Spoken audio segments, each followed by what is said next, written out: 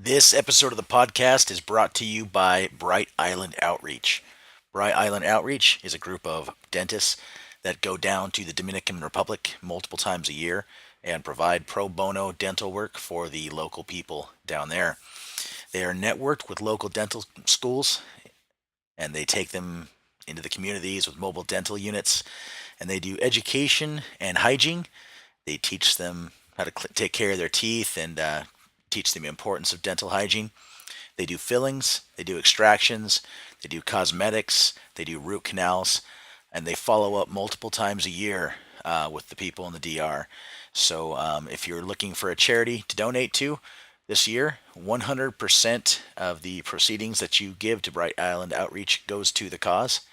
Or if you're looking to go on an adventure this year, you can reach out to them on brightislandoutreach.org and go on an excursion with them and go yourself down into the DR and work with the people there. Life changing experiences happen on trips like these. And there's no better people to go down there with than Dr. Eric and Doug and Matt and the other people that are involved in Bright Island Outreach. So take a look at it, get involved. They're on Instagram, they're on Facebook. Um, I believe they're all over social media. Just Google them and check them out, and then look at brightislandoutreach.org. Hello, Planet Earth. I am here today with Lincoln Wright. Lincoln Wright is a man of many talents. He drives fear into the hearts of lawyers, while simultaneously by day and at night he drives awe into the hearts of ballerinas and other thespians, all alike, with his musical skills. So, Lincoln, tell me a little bit about yourself. You are a malpractice attorney, correct? That's right. Okay. Yeah. How did you get into that? What was the catalyst that brought you there? Kind of by process of elimination, I guess. Yeah. My dad's an attorney as well. And when I was growing up, I worked in his office and thought it was really boring. I was like, I ugh. may have spent a few hours around that office. That's right, yeah. You know, I can attest to that. It was boring. So, yeah, I was just like, it's not really for me. But I tried different things in college. I did architecture for a semester. Found that it wasn't really for me. And then I did music for a little bit. Also the same thing. I was like, I just like to do it for fun. I don't want to make a career out of it. And then I was taking an English class and I really liked it. And so then I thought, maybe I'll try English. And so I did and really enjoyed it and got my degree that way. And then I was like, well, I don't know what to do with this. And so I thought, well, I'll go to law school and see what it's like. And so I did. And I thought it was really interesting. It was cool to talk about like the Constitution, First Amendment issues, Right. The role of government, individual versus government. So all those things I really enjoyed. Very And then when I got done, same sort of thing. I was like, well, I'm not sure what to do, what kind of law to do. But by that point, my dad was, he was ready for a change, and he wanted to kind of start his own firm. And so we did that for about a year. We're out on our own. And then we joined with another firm, Udall Shumway, here in Mesa. Mm-hmm. And they were looking to kind of expand their injury aspect, the personal injury. And so been with them ever since. Very cool. So, malpractice law. Obviously, we're not going to dive into the particulars of any specific case, but what would you say the majority of your cases are? Like along what lines? Like what do doctors get in trouble for? We do mostly nursing home cases. Okay. And that's kind of a specialty my dad's kind of carved out for himself. Okay, cool. And so he's known for that. Basically, we look at abuse and neglect. People that have been injured at a nursing home, or it could be like a group home setting, or even a hospital. Just basically any time it's an elderly person that they're unable to take care of themselves, and so it could be anything from when they have frequent falls and they fracture their hip, something like that, to malnutrition. They're not getting the proper food and water that they need, not getting the medication they need, and then bed sores is our probably our classic thing, because that seems like it would be a big one for elderly people. Yeah. So that's when they're not turned or repositioned, when they stay in one place, then bed sores develop, and that unfortunately is quite common for elderly people. Wow. That's not really something you think about, as people get older. How you would assume the quality of care is excellent across the boards, but it's interesting to read. It's kind of a stark reminder how real it can be sometimes, I guess. Yeah, it's true. I mean, we, as a society, we hope that elderly, our elderly, like children, are some of our most vulnerable citizens. Right. And we want to make sure that they are protected. But yet, we don't really, kind of like teachers, we don't place a high value on caring for those people. Right. And so people who do, provide direct care for elderly people are some of the lowest paid people. Right. And it's a lot like a low skilled, low wage kind of profession, and unfortunately that's who ends up in those positions. Right. Nurses get paid more, but usually the people that are actually doing the hands-on care, feeding them, taking them to the bathroom, changing them, dressing them, they are unskilled workers and making minimum wage.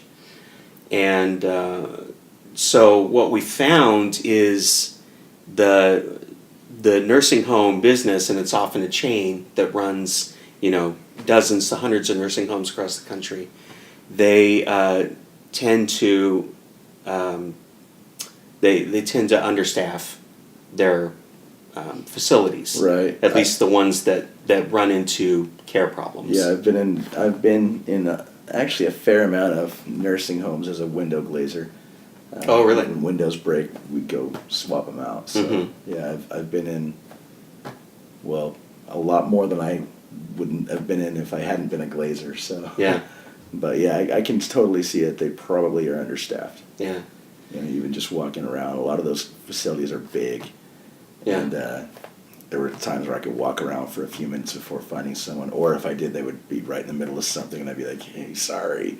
Right. Right. So yeah, the trend in the last maybe couple decades is people, especially on Medicare and just insurance in general, they try to send them out of the hospital earlier, and so people are getting discharged, and they got a lot of different care issues. They got like maybe respiratory problems. right. So things that need a lot of care, and they're going then to nursing homes, and so they're a lot sicker than they used to be, but they're not necessarily, having the staff that is able to care for that Right. particular issue.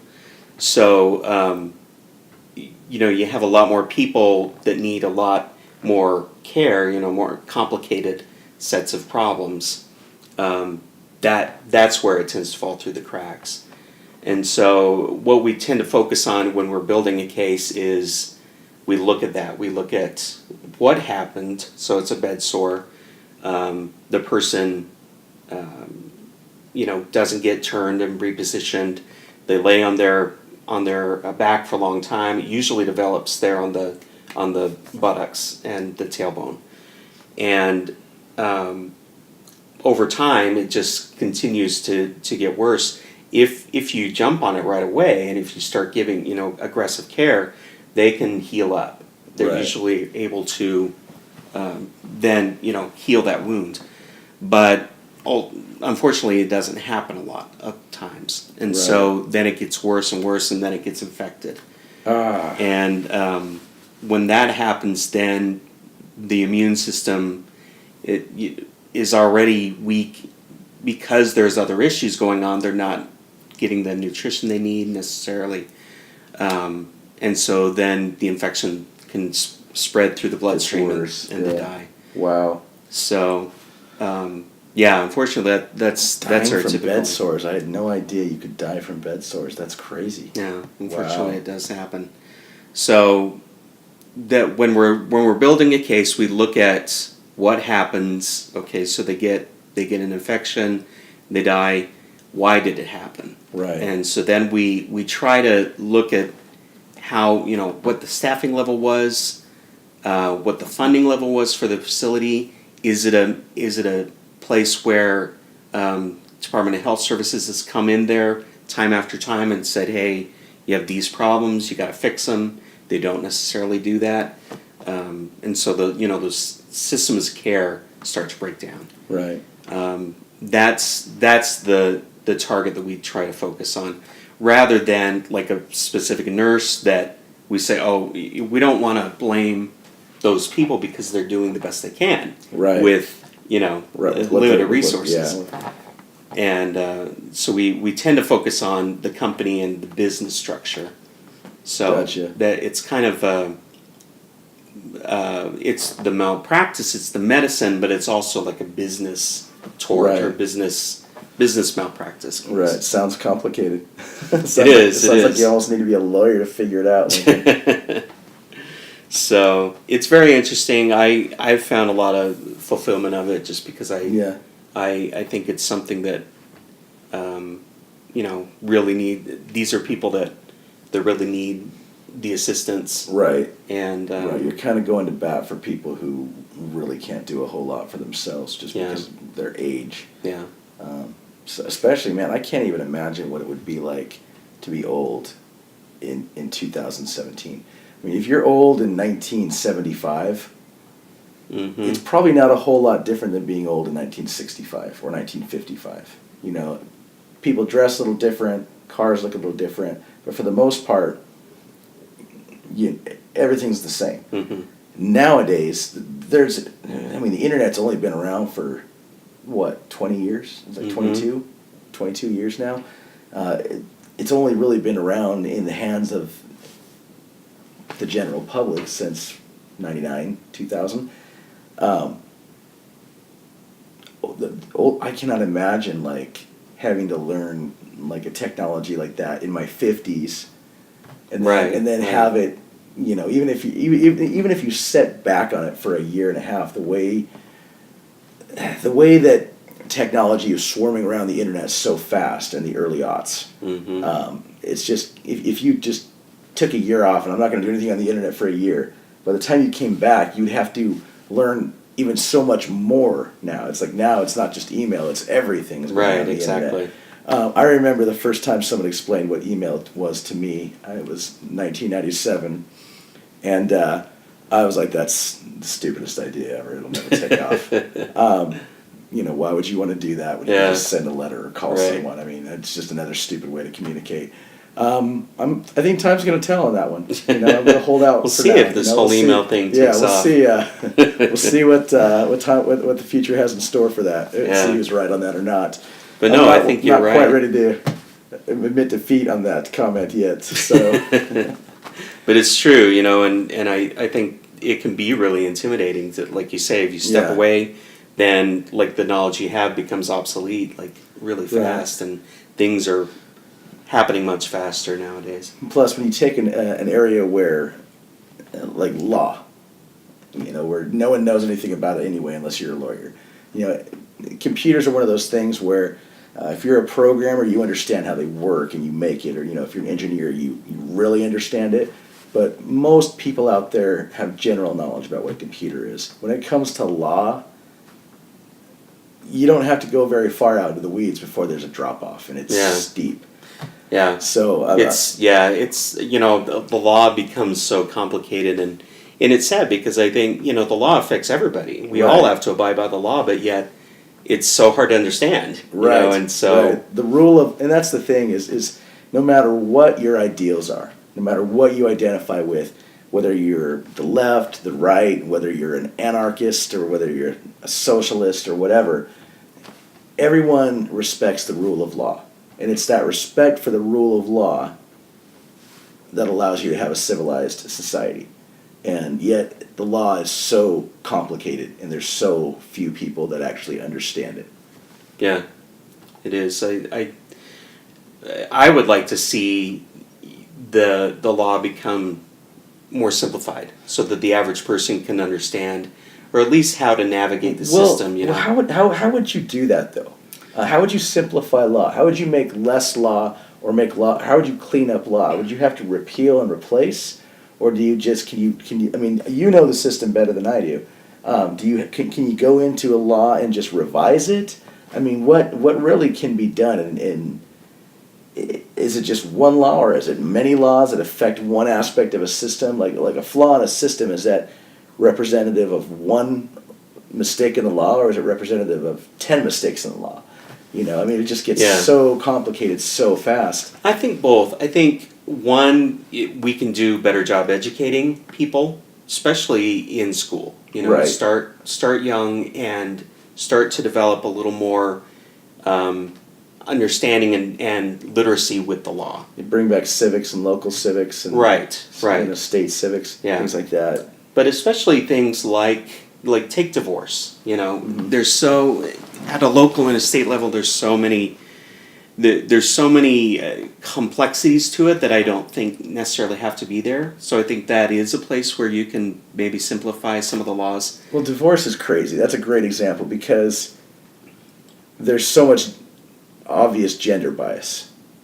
Without dropping a bombshell, I mean, there's a lot of gender bias in divorce court. You know, maybe not as much in Arizona, from what I've heard, but I'm certainly in places like California and Utah.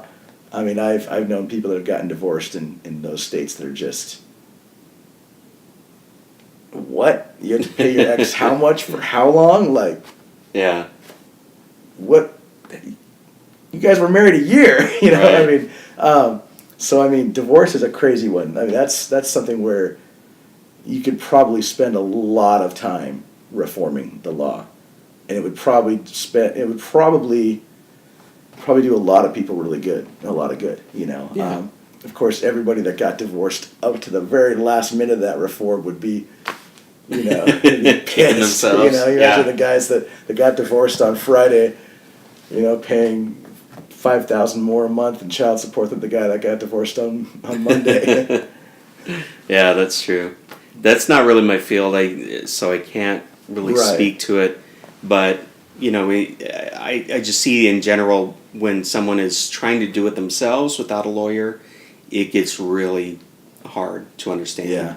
And so I would like to see that criminal law, civil, you know, traffic situations, where, you know, that's where you encounter the law all the time Right. as an ordinary person. It would be nice to be able to make a little more sense of it and go, okay, I can do this myself without, you know, having to contact a lawyer. Right. At some point, we'll have Kyle Reedy on the podcast. He's a criminal defense attorney for Skousen and Reedy, and we'll get all dive out into the weeds of how to get arrested properly and how to not get shot and Right. killed. Yeah, so Yeah, that will be that's useful information. That will be a helpful podcast for the dozens of listeners we have tuning in far away as Utah and Idaho. So Nice. I presume Utah because your brother-in-law Dr. Jonathan Wisco will be on the podcast at some point, and I can only assume that he will share it with friends. So I'm assuming people in Utah So you get will a be few. listening to it. Yeah, a few little Utah listeners, you know. Right on. So reaching the far corners of the globe, just touching lives. That's what we're doing here on the Deep Thinkers podcast. So, what do you love the most about your job? Like, obviously, everybody who works has a lot of grind to go through, but there's always that yes moment. You know, like why we do it, and it could be payday, you know, for some people. But without getting too personal, why do you do it? Like, what's in it for you? The payday's nice. Obviously, I really look forward to the trial verdict. When we actually hear back from the jury and they, agree with us, and we find this case that's just heartbreaking. This lady has died and suffered before that, and the jury recognizes that this place screwed up, and are willing to hold them accountable for it. Right. That's probably the best feeling for me, is when justice is served, in my opinion, and then that family that's gone through so much, right, get some closure. Get some closure with it, exactly. And it's always nice to win, no matter what you're doing. Like, I won. I beat you. Right. Trial's pretty rare for us. We go maybe twice a year, and we have on average 50, 60 cases at any one time. How many? So how often how much time do you spend getting ready on days you have trial, Lincoln? It can be long days. Yeah, it can be. It can go in front of the mirror evening. Getting nice for me, dapper, not necessarily. My dad always looks good in trial. He does. Michael Wright looks good on Thursday. Yeah. Michael Wright is a sharp dude. He is. I love your dad. He's a sharp guy. Many people know that I have impeccable taste in music. Of course. It's kind of a hard thing to conceal, actually. But most people don't know that your house, your family, is where that started. My parents, although they have great taste in music. They love the classics. They love the masters. They're big into Barry Manilow and Johnny Mathis and Elvis Presley. They've got some good taste in music there. But they didn't quite have the taste that Michael Wright had in his music. And so I remember being...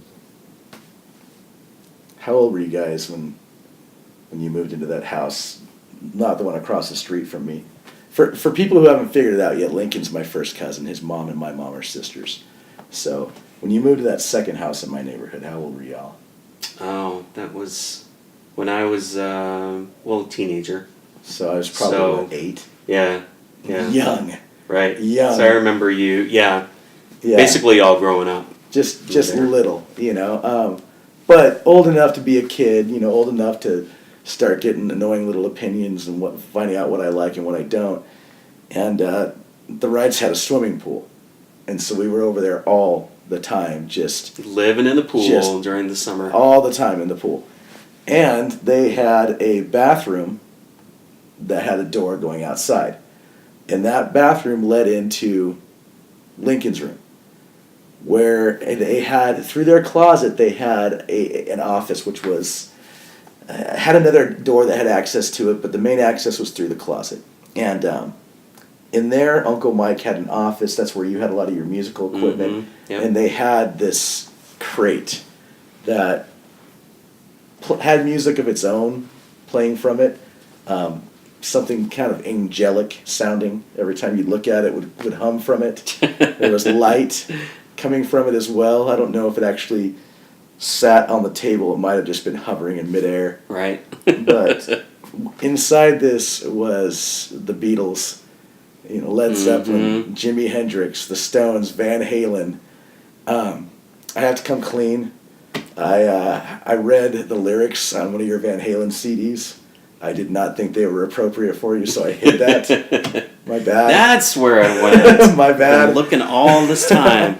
My bad. Yeah, I don't even remember. I don't even remember it. So you have to forgive me. I was a child.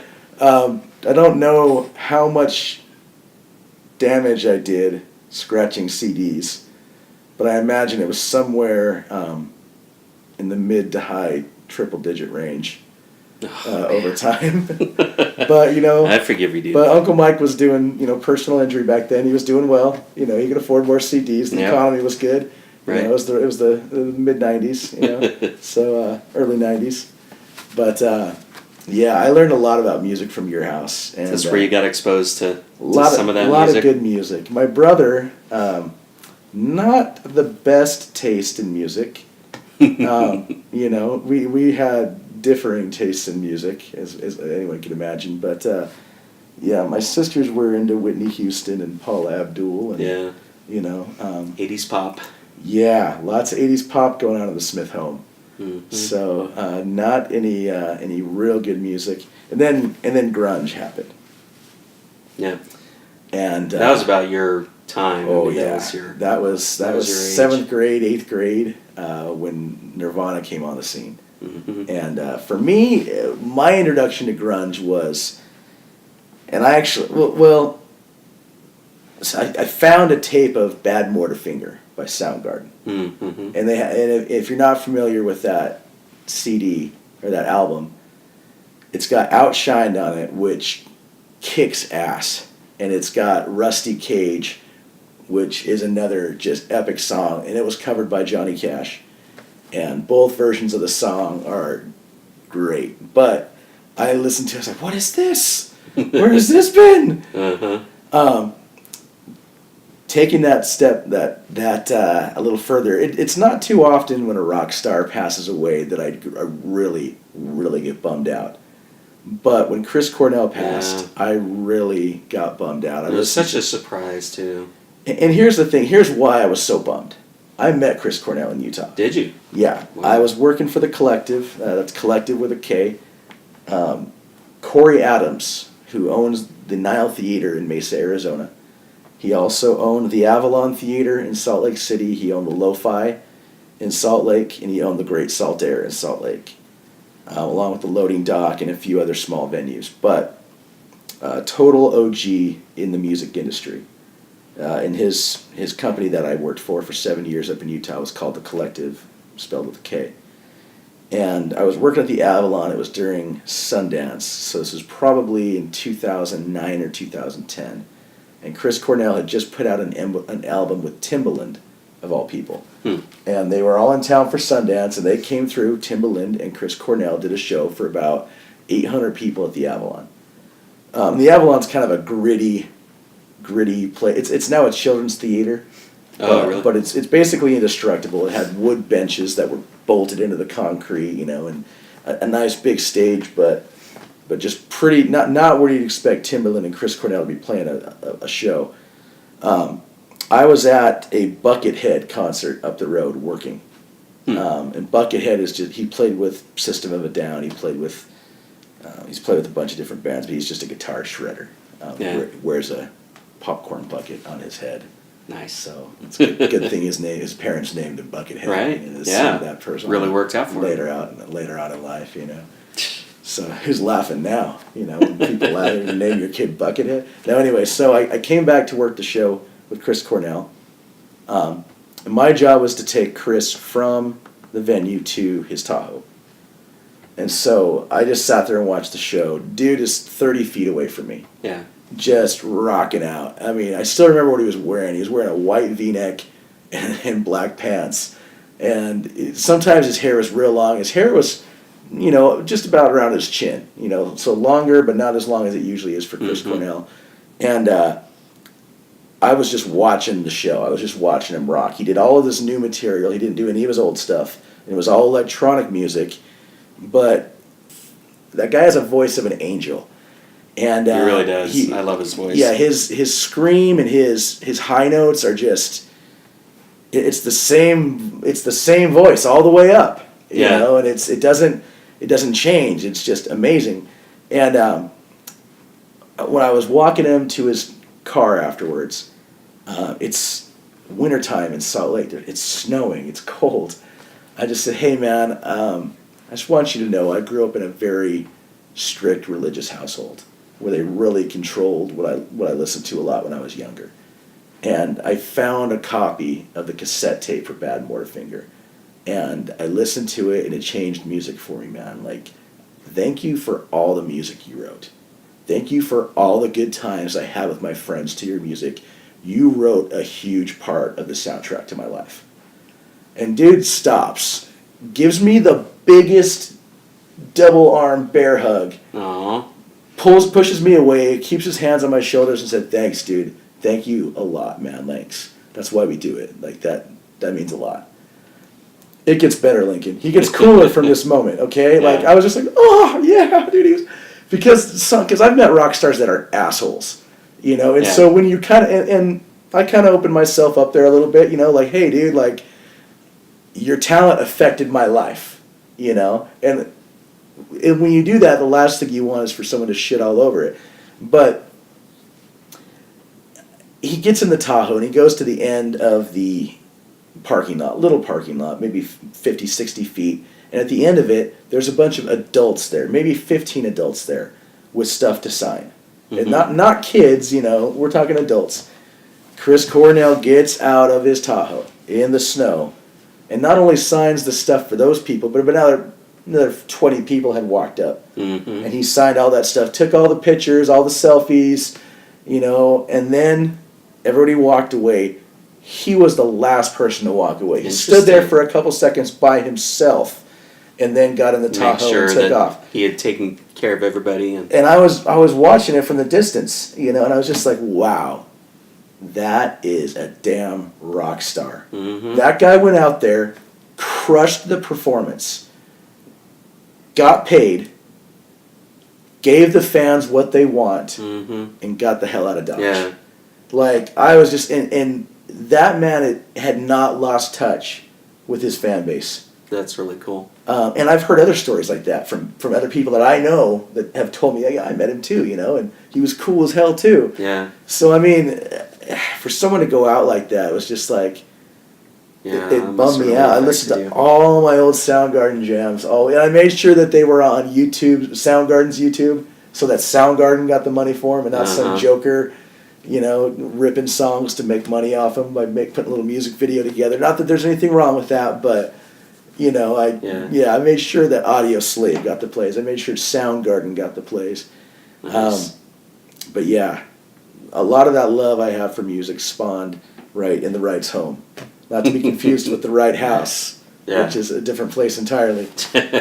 But, so from what I understand, you still play around in music today. I do. I play piano and I sing. And a few years ago, about 10 years ago, I guess, I had always been into theater. I did like shows in high school. Right. The Mikado. The Mikado? Yes, wow, you remember that? Mikado. Jeez. The Mikado. So that had always been, part of my life. And about 10 years ago, I kind of got back into it. I got asked to play for a show. And from there, I got other phone calls and kind of spread. And Hale Theater in Gilbert is one I work at the most now. Nice. I started playing for them for auditions. And then they asked me to music direct a show, and it kind of went from there. And so now I do quite a few of their shows. I love it because it's fun to work with the actors. They're artists. They can be crazy people, but but they're so much fun, and they have so much heart, and they're passionate about what they do. Right. And these are people that they get paid, but it's not anything you can live on. Right. They definitely do it for the love. It's like arena football. Yeah. They do it because they enjoy it, and they have to do it basically. For sure. They love it. And so I get to work with them. Basically, I teach them the music and work on the harmonies, work on the sound. Really talented people, just that they have great voices, they have great technique. And then they can also act and dance, and they're just amazing to work with. Very cool. Yeah, I do that. That's pretty much my evenings now. I'm at rehearsals. Do you still play for ballet? Still play for ballet. Ballet Etudes between Mesa and Gilbert now. But my great aunt Jean Nix, was owned a studio for decades in Mesa, and she was sort of the guru of dance teaching in general, and she asked me at one point, "Hey, can you come and play for classes?" And I'd never done anything like that, and so I went in the first day, and they're like, "Okay, can you play something that's kind of happy and busy?" And I'm like, "Oh, okay, sure." Can you please be a little more vague? Yeah, and I was improvise something, and it sounded like crap, and but from there, I started to find music that I liked that seemed to work with what they needed. Ballet classes are all about just the different combinations that they learn to develop their technique and develop the muscles, and so they're usually an hour and a half, and they go through just various, they're at the bar, like you see on movies and stuff, where they're doing the pliés and that kind of thing, and then they move into the center and they go across the floor and do leaps and that kind of thing. So they need music for all of those things to fit various moods. That is so cool. Like an hour and a half, that just seems like an hour and a half of practice time for someone like you. Like, is that what it's turned into? Yeah, and it's really practice? That's kind of how I have my chops still. It's Right. like I was able to develop them because I've done it now for almost 25 years. Wow. And in the beginning, I was just kind of playing off, your regular classical music, Chopin and stuff. Right. I've heard through the miracles of modern technology on Facebook that you do Beatles ballet music. I do Beatles ballet music. That's awesome. That is so cool. Beatles, I love Billy Joel, Elton John, and then jazz. Just love jazz. Standards. Do you ever throw any Jimi Hendrix in there? I actually play. Oh shoot! What do I play? Well, she's walking through the clouds. The circus mind, it's coming round butterflies. What's it called? I don't know. I know. I'm familiar with the song. The name escapes me. Anyways. Yeah. Well, I play that. So that's cool. And then maybe some Red House and then Purple Haze. There you go. If I can work them in. There you go. So nice. Basically anything that's got like an 8-bar phrase works because they need it to be even. Right. So that's why like Gershwin and all those like those old standards, they work great because they're all built on 8-bar phrases. Okay. So like all your Frank Sinatra stuff, "Fly Me to the Moon," 8 bars. Okay. Goes into the B section, and then it comes back to the A section of the tune. So they're good, one because they fit, and then also the same reason they're jazz standards is because you can do a lot with them. You can improvise, and it's a platform to then jump off and right. go crazy with it. That's awesome. So that's kind of, so I've developed my improv skills that way. I'll just bring in, a bunch of music that has just like the melody and the chords. Nice. And then I kind of innovate from there, go off from there. Very cool. So yeah. Yeah. Lincoln is modest, but he is an amazing accompanist as well. Oh, thanks, man. I will toot my mom's horn. I believe my mom has an amazing voice. She does. You know more than I do. What do you know? If you had to guess, what would you say her range is? She's definitely soprano. Yeah. And she's high soprano. She was, like a lyrical soprano. She's got like that classical training. Yeah, and the classical background. Yeah, she crushes it, and she the compliments that she gives you on your talent when you can't hear are just. She'll be like, Lincoln is just no one has what Lincoln has. No one has the smoothness. No one has the timing. And that's what I've heard is impeccable about your skill, is you've got perfect timing. I know for me, I'll dabble around with music. I sing a little bit. But even if you sing as little as I do, it's when you're singing by yourself, it's one thing. But when you're singing to an accompanist, there's always that awkward moment, and most people I just say nod when I come in. Mm-hmm. And there's always that awkward moment of, do I go? Do you go? Do you go? Yeah. We got to kind of, okay, you're not tight coming in together. And that's where practice comes in. But if you're just messing around with the piano, it's always that loose entry, like, okay. With Lincoln, he'll throw an extra note or two in. He'll throw an extra, and when you're coming in, he just, blink, like a little magnet, right on you. And it's fun because even someone who is not as talented as myself can recognize when someone's an amazing accompanist and when someone has the timing. And it's fun to sing with you, man. It really is. Well, I appreciate that. Do you have any content online that people can check out for your music? Do you have anything on YouTube?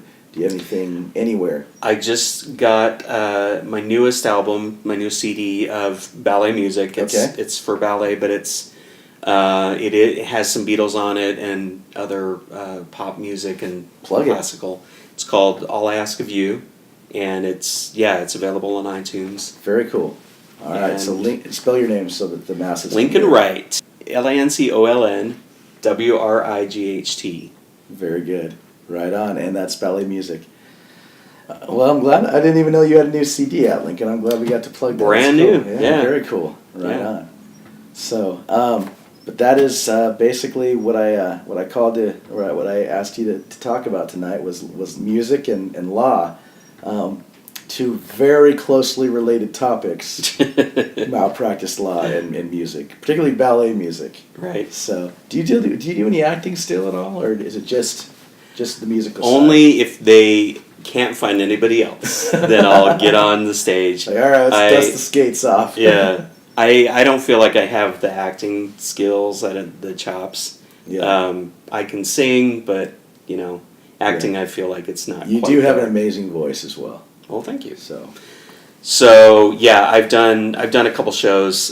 Did Christmas Carol with Hale, and then Secret Garden we did in 2012.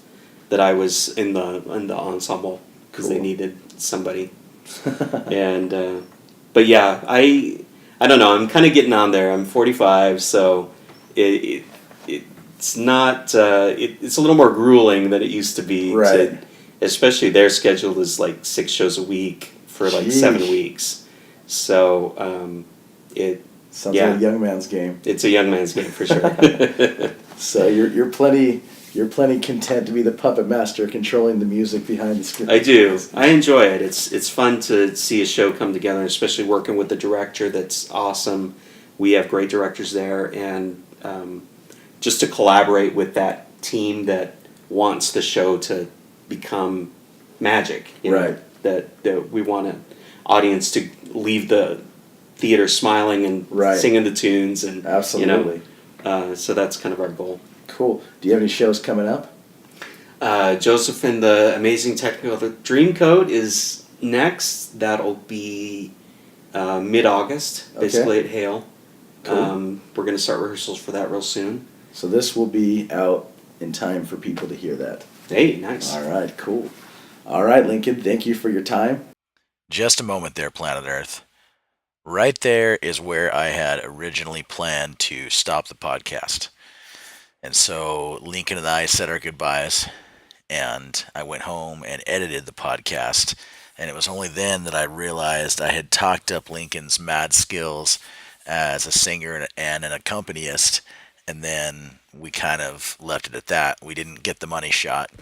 So I called Lincoln back, and we set up another time for me to come over again, and we just sang some songs together. Lincoln sounds great. His voice sounds great. His piano sounds great. I sound a little rough, Planet Earth. I'm not going to even try to dress it up. I'm holding the microphone a little bit too close for me sometimes. There's times where I come in just a little flat, so I don't sing a whole lot during these next couple tracks because I think we can all agree that less of me and more of Lincoln when it comes to music and singing is probably good for everyone. So what I've done here is I've laid down 3 tracks. First one is Billy Joel, It's My Life. The second one is Paul McCartney, Hey Jude. And the third one is Simon and Garfunkel, The Boxer. So, like I said, we're just having fun. Lincoln sounds great. I sound okay. And here you go.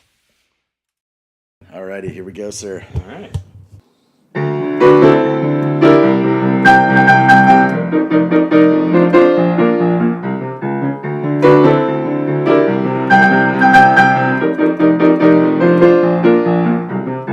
Got a call from an old friend we used to be real close. Said he couldn't go on the American way. Closed the shop, sold the house, bought a ticket to the West Coast. Now he gives them a standard routine in LA.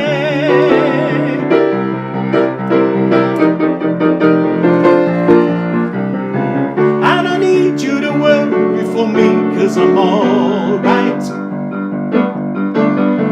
I don't want you to tell me it's time to come home. I don't care what you say anymore, this is my life. Go ahead with your own life, leave me alone. I never said you had to offer me a second chance. I never said I was a victim of circumstance. I still belong, don't get me wrong. You can speak your mind, but not on my tongue. They will tell you you can't sleep alone in a strange place. Then they'll tell you you can't sleep with somebody else. But sooner or later you sleep in your own space. Either way it's okay, you wake up with yourself.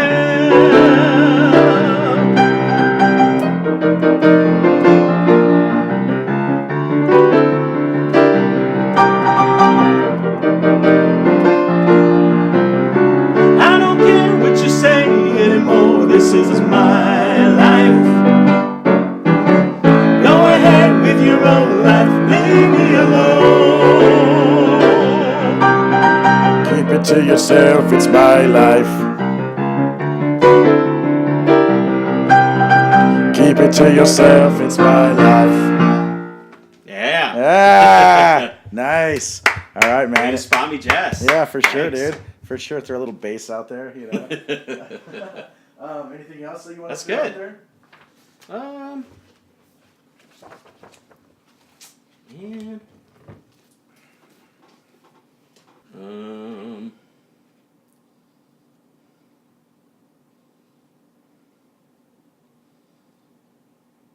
Dude, I'm thinking because I play a lot of these.